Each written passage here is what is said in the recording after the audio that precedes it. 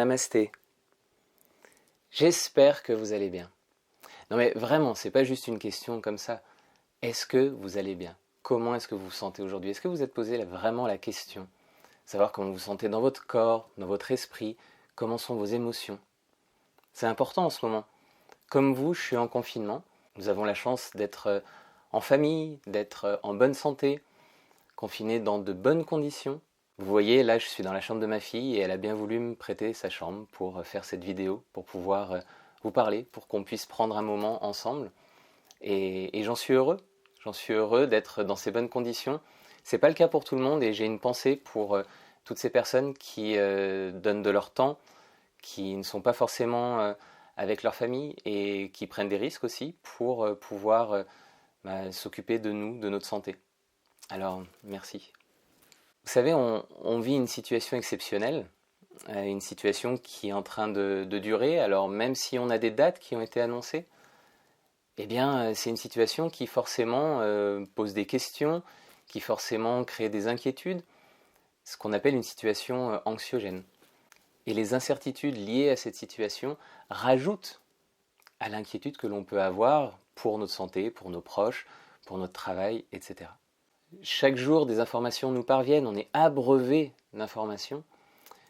Et ça peut contribuer aussi à ce côté anxiogène de la situation. Je crois que c'est pas toujours évident de trouver ses repères dans une situation comme celle-là, de démêler le vrai du faux, de pouvoir discerner, de se faire sa propre opinion et puis de garder sa joie, sa confiance intérieure. L'esprit étant un singe, il a tendance à vouloir s'accrocher à toutes les lianes qu'il peut trouver.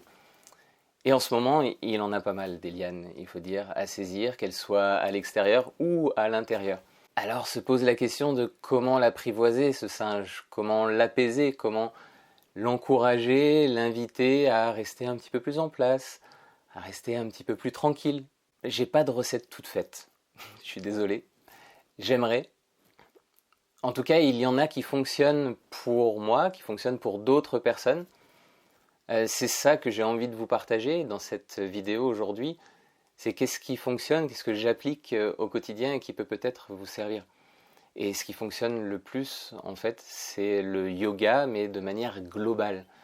Le yoga dans son intégralité. Pas uniquement les postures. Alors oui, les postures aident énormément, mais aussi tout ce qui est en lien avec la psychologie et la philosophie du yoga. Et évidemment, tout ça est sous-tendu par l'élément principal, la respiration. La première chose que je fais, je vous en ai parlé en introduction, c'est de remercier. Juste remercier pour ce que l'on a déjà, en fait, et pour les conditions lorsqu'elles nous sont favorables. Il y a quelque chose que j'ai découvert grâce au yoga, c'est le pouvoir de l'acceptation. Alors ça, c'est magnifique. Alors ça n'a rien à voir avec la résignation, non, alors rien du tout.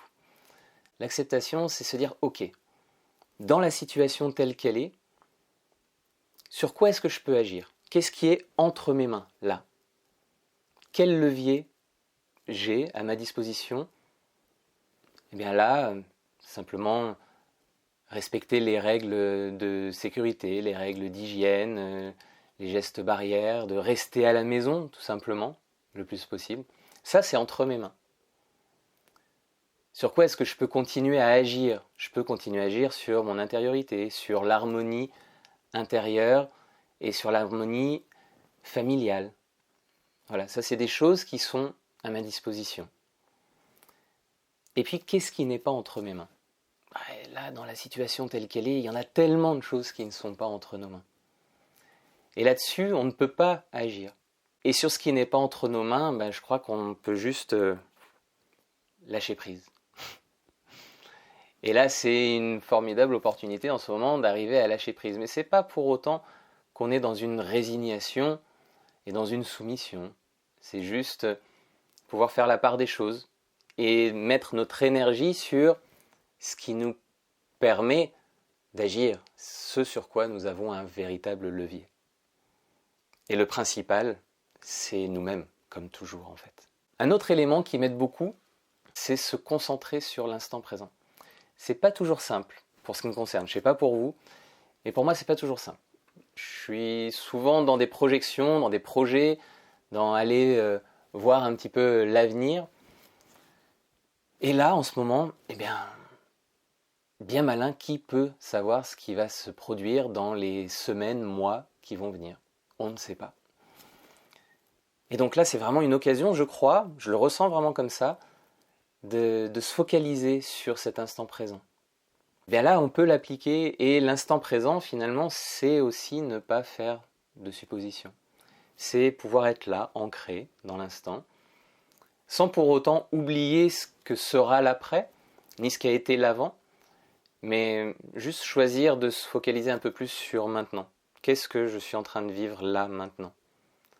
De quelle manière cette situation est en train de m'impacter en tant qu'être humain, d'impacter mes proches, d'impacter l'humanité, et comment est-ce que je vis ça? Et comment est-ce que je peux transformer ça à l'intérieur?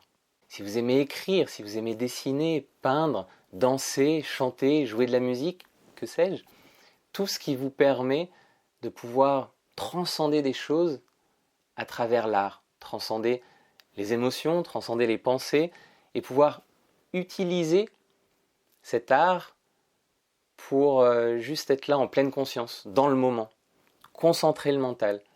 Vous savez comment il fait le mental, hein? Il a plein de rayons qui partent, il se disperse un petit peu dans tous les sens. Et alors on peut, grâce à la concentration, prendre une loupe et concentrer tous ces rayons du mental, comme des rayons du soleil, pour en faire un seul et même rayon qui va pouvoir embraser une feuille. Et ça va réchauffer, ça va mettre en marche notre foyer intérieur. Et l'art, je trouve, est un moyen vraiment intéressant de s'exprimer, d'exprimer qui l'on est, peu importe le résultat, pour juste transcender les choses. Et là, j'en viens à un élément aussi très important du yoga, et que le yoga m'a enseigné, et continue à m'enseigner, c'est de voir un objectif que l'on se fixe, et puis ensuite d'avancer petit pas par petit pas vers cette destination, tout en appréciant toutes les étapes de ce chemin, et puis à un moment donné en lâchant un peu cette pression du résultat, de l'atteinte de quelque chose, parce qu'en yoga, il n'y a rien à atteindre. Alors en ce qui concerne le yoga, en ce moment, dans cette période de confinement, j'ai beaucoup de retours, et vous le savez sans doute, et vous en faites peut-être partie, de personnes qui se mettent au yoga ou qui approfondissent leur pratique personnelle à la maison. C'est vrai que c'est un moment peut-être propice parce que le yoga est quand même d'une grande aide pour apaiser ce qui est là à l'intérieur. Ce que je vous recommande, c'est d'avoir une pratique quotidienne en fait. Même si c'est juste 5 minutes. Et c'est déjà très bien. Mais d'avoir une régularité, ce qui va mettre en place certains automatismes, ce qui va amener progressivement à cette transformation intérieure que permet le yoga. Il y a plein de cours qui se mettent en place. Énormément de profs proposent des cours en ligne, sur Zoom ou d'autres plateformes, peu importe. Et ce qui est génial, c'est que c'est une vraie occasion de pouvoir découvrir des nouveaux profs, de pratiquer avec des personnes avec qui vous n'aviez jamais eu l'occasion de pratiquer, peut-être, de découvrir d'autres types de pratiques. Je ne sais pas, peut-être que vous n'avez jamais essayé le yoga Kundalini ou le yoga Vinyasa ou tout autre type de yoga. Alors on me dit souvent, c'est pas si simple que ça quand on est confinés tous ensemble en famille. Si vous êtes en famille, si vous êtes seul chez vous, c'est autre chose. Mais si vous êtes en famille, c'est pas toujours facile de partager les espaces, de pouvoir s'isoler pour sa pratique. Alors il y a différentes solutions. On peut mettre en place des tours de rôle pour utiliser telle ou telle pièce. On peut se lever plus tôt le matin que la famille pour pouvoir pratiquer ou le faire à un autre moment le soir. Pour pratiquer le yoga, vous pouvez avoir besoin d'accessoires comme vous pouvez avoir besoin de rien du tout. Alors, on peut avoir besoin d'un tapis. Là, aujourd'hui, pour la pratique, vous voyez, ça va être le tapis de la chambre de ma fille. J'ai pas pris de tapis particulier. On peut avoir besoin d'une sangle de yoga qui permet de rallonger les bras quand ils sont un petit peu courts. Et puis on peut avoir besoin d'un bloc. Alors moi j'aime bien les blocs en liège. Vous pouvez prendre des blocs en mousse. Ça ne change pas grand-chose. L'important c'est que le bloc soit stable. Ça permet de pouvoir ajuster les postures. L'espace dans lequel vous allez pratiquer, écoutez, je vous recommande qu'il soit un espace agréable, ou en tout cas d'en faire un espace agréable. C'est plutôt aéré, plutôt lumineux, dans lequel en tout cas vous vous sentez bien. Il suffit de faire un petit peu de place, et puis c'est parti. Il n'y a pas besoin de beaucoup d'espace. L'espace d'un tapis de yoga, un petit peu de place autour pour bouger, et puis voilà.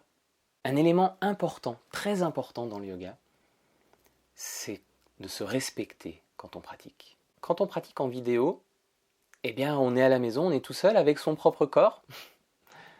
On n'est pas en groupe, on n'a pas un prof qui est là avec nous, qui peut éventuellement nous accompagner, nous ajuster, nous guider, nous dire « Hé là, attention, peut-être si tu te positionnes plus de cette manière, ce sera plus sain pour ton corps, etc. » Et on ne se voit pas forcément pratiquer, donc on n'a pas forcément la conscience de la manière dont notre corps est positionné dans l'espace. Alors, c'est pas non plus dramatique, mais essayez d'être toujours en contact avec vos sensations. Écoutez votre corps, écoutez ce que disent vos sensations. C'est votre meilleur guide, votre corps. Plus on est en lien étroit avec son corps, plus on va pouvoir être dans cette écoute fine de ce qui se passe à l'intérieur. De manière générale, il faut absolument fuir les sensations de douleur aiguë. Ça, c'est vraiment le signal qu'on n'est pas du tout en train de se faire du bien. Par contre, si vous ressentez un inconfort dans une posture, que ça tire un petit peu, ou que vous sentez que c'est un petit peu rouillé ou verrouillé, là, on peut essayer de commencer à négocier avec son corps grâce à la respiration. Les douleurs aiguës, non. J'en viens donc à l'élément primordial du yoga. Vous m'avez entendu prononcer le mot, la respiration. À partir du moment où on est dans la respiration, on est concentré, on est dans l'instant présent. On ne peut pas prendre des respirations en avance pour plus tard. Et on ne peut pas rattraper des respirations que l'on n'a pas eues. À partir du moment où on suit le fil de sa respiration, les inspire, les expire, les inspire, légère pause, expire, légère pause. Et bien là, on est ancré ici, maintenant, dans la concentration. Alors de temps en temps, notre esprit singe va aller attraper une autre liane, ça c'est normal. Mais on va l'inviter à revenir, à reprendre conscience de la respiration. Et ainsi de suite. Et c'est ce jeu permanent en fait. De prendre conscience à quel moment on décroche de la conscience de la respiration pour pouvoir mieux revenir et raccrocher au centre, à sa respiration. Et là, finalement, on est en yoga. Quelle que soit la position dans laquelle on se trouvera, que l'on soit en train d'attraper ses pieds ou pas, de mettre sa jambe derrière la tête ou pas, voilà, tout ça n'a pas d'importance. Le plus important, c'est la respiration, l'intention que l'on met et notre disposition d'esprit pendant qu'on pratique. Voilà, avec tous ces éléments, bien, je vous propose que l'on aille dans une pratique très douce. Au niveau postural, ça va être juste quelques éléments, quelques postures, histoire de délier un petit peu le corps. Et puis on va aller vers d'autres aspects du yoga aussi, aspect respiratoire, et puis méditation. Une de mes méditations favorites que j'ai envie de partager avec vous aujourd'hui.